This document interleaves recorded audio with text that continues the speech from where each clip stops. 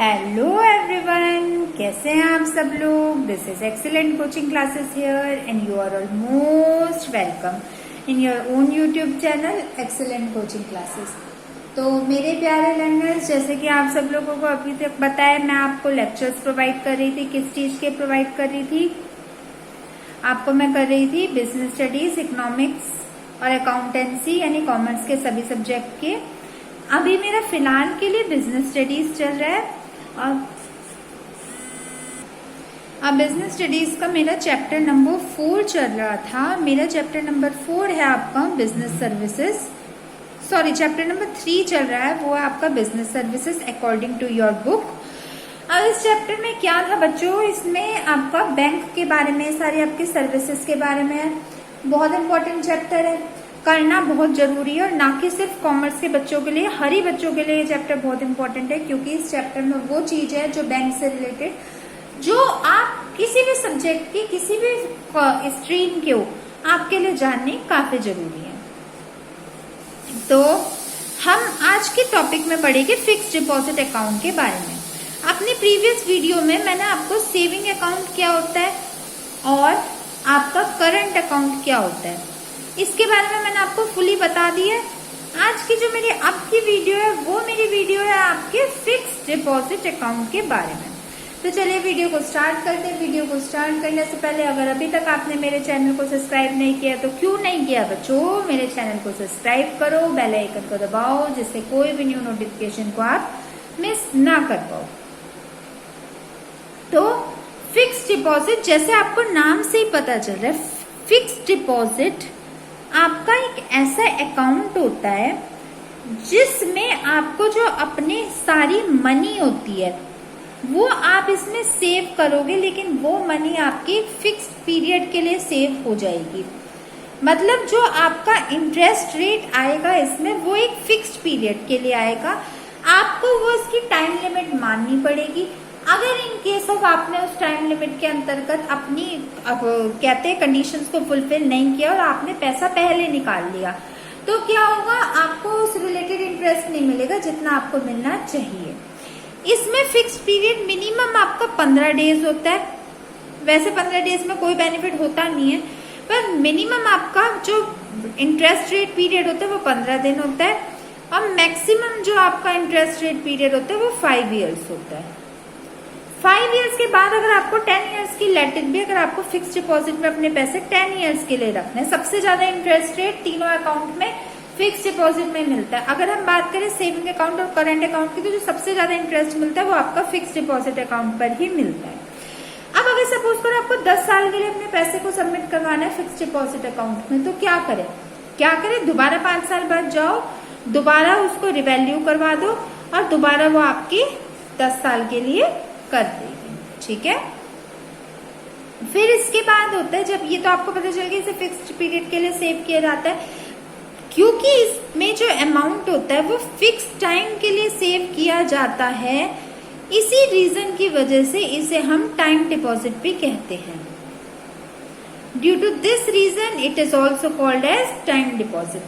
Time deposit कह लो या फिक्स डिपॉजिट कह लो, दोनों का मीन सेम ही है, दोनों में एक ही बात आती है। ठीक है। अब बात होती है people who can afford to keep their money with the banks for a certain period without withdrawing it can go for fixed deposit.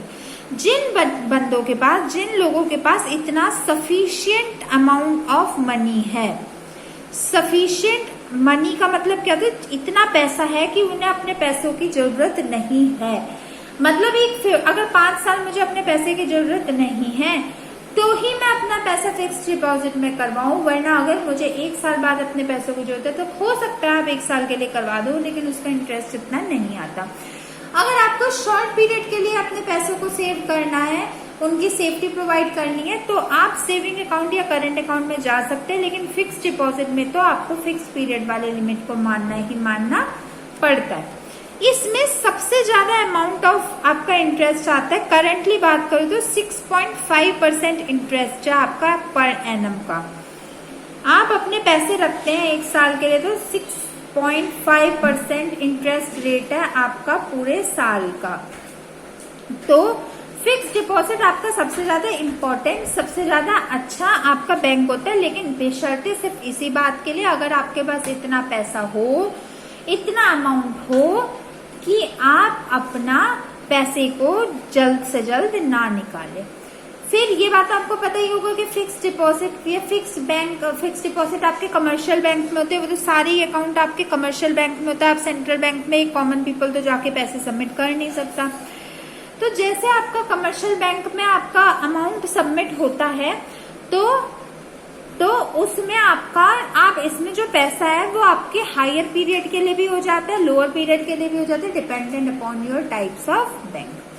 फिर इसके बाद आपका क्या होता है, जितना ज्यादा आप अपने लॉन्गर पीरियड के लिए, the longer you keep the money, जितनी ज्यादा पीरियड के लिए आप, जितना आपका लॉन्गर पीरियड होगा, जितने ज्यादा समय के लिए आप अपने पैसे को सबमिट करोगे, उतना ही ज्यादा अच्छा इंटरेस्ट रेट होगा, उतना ही ज्यादा आपको प्रॉफिट और फायदा होगा। ठीक है, अब मैं आपको बता देती हूँ कि क्या बेनिफिट्स होते हैं एक एफडी होल्डर के, यानी फिक्स्ड डिपॉजिट होल्डर के। अगर मेरा फिक्स्ड डिपॉजिट अकाउंट है, मैं उसकी होल्डर हूँ, तो मेरे क्या क्या बेनिफिट होंगे। सबसे पहला तो वही बात है, the rate of interest on fixed deposit is much much much higher than the saving account and current account, या हम कह सकते हैं the rate of interest is maximum.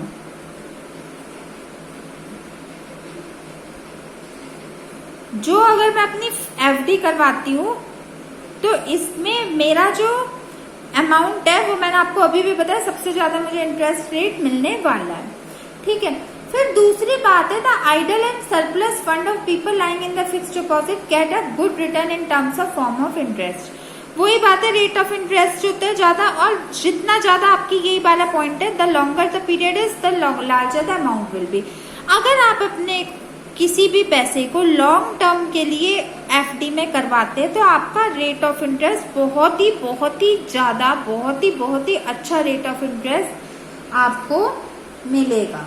ठीक है बच्चों, फिर उसके बाद आते हैं, the customer can get loans from bank up to the 90% of amount of the fixed deposit receipt. अगर मैंने सपोज करो 10 लाख की एफडी करवा रखी है, तो मुझे अगर लोन चाहिए तो मैं अपनी इस एफडी की 90% अमाउंट तक अपना लोन ले सकती हूँ। इसका 90% क्या हो जाएगा, चलो बताओ आप अकाउंट्स के भी बच्चों, 9 लाख। तो मैं अगर मेरे एफडी में 10 लाख है तो मैं 9 लाख तक का लोन ले सकती हूँ, जो कि सबसे ज्यादा है। अगर आप किसी भी और अकाउंट में देखा, आप इतना ज्यादा लोन नहीं ले सकते अगर आपके पास इतना पैसा नहीं है तो। ठीक है, फिर फोर्थ जो इसका बेनिफिट का पॉइंट होता है वो होता है, the fixed deposits are not returnable on demand as they have a maturity period. However, the depositor are allowed to encash their deposit receipt before maturity by foregoing the increased interest rate. इसमें आपके ऊपर एक compulsion सा बन जाता है कि आपको जो फिक्स्ड इसकी पीरियड है, फिक्स्ड रेट है, फिक्स्ड टाइम है, उसी टाइम के अकॉर्डिंग आप अपने पैसे को निकालो। अगर आपने इसमें, आपको ऐसा नहीं है कि आपको अगर जरूरत पड़ जाए तो आप अपना पैसा निकाल ही नहीं सकते, निकाल सकते हैं, लेकिन जो बेनिफिट होता है वो तभी होता है, वही मैंने आपको अभी भी बताया, तभी होता है अगर आप ज्यादा पीरियड के लिए अमाउंट में सेव करो तो आपके ऊपर एक कंपल्शन बढ़ जाता है। सपोज करो मेरे में लालच आ जाता है ना इंटरेस्ट के पीछे कि मैं अभी पैसे नहीं निकालती, अगर ज्यादा समय बाद निकालूंगी तो ज्यादा पैसा आएगा, तो इस चक्कर में बंदे और मेहनत करने लग जाते हैं बजाय आपकी उस पैसे को निकालने के। तो ये थे आपके सारे फिक्स्ड डिपॉजिट अकाउंट के बारे में एक्सप्लेनेशन।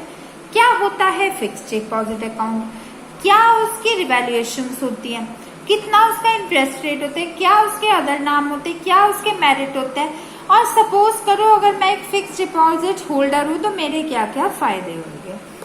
आज की वीडियो को देखने के बाद आपको फिक्स्ड डिपॉजिट के बारे में सब कुछ पता चल ही गया होगा। अपनी जो अपकमिंग वीडियो है उसमें मैं आपको करंट अकाउंट, फिक्स्ड डिपॉजिट और सेविंग बैंक में डिफरेंस बताऊंगी, तीनों का कंपैरेटिव डिफरेंस बताऊंगी, तीनों में क्या डिफरेंस होता है। अगर आपको मेरी वीडियो में कोई एक भी वर्ड भी समझ ना आए, मैं डेफिनेशन, मीनिंग या केस स्टडी तो कह ही नहीं रही, अगर एक भी वर्ड समझ ना आया तो आप मेरे कमेंट सेक्शन में लिख के पूछ सकते हैं। मैं आपके हर एक कमेंट का बहुत जल्द से जल्द रिस्पॉन्स देने की कोशिश करूंगी। मेरे इन वीडियोस को अपने जैसे ज्यादा से ज्यादा बच्चों के साथ शेयर कीजिए, जिससे ये मोस्ट डिफिकल्ट कॉन्सेप्ट हर एक बच्चे का क्लियर हो जाए। ओके माय डियर लर्नर्स, मैं आपसे मिलूंगी अपने अपकमिंग वीडियो लेक्चर्स में very very soon. Till then good bye, stay tuned and thanks for watching my videos.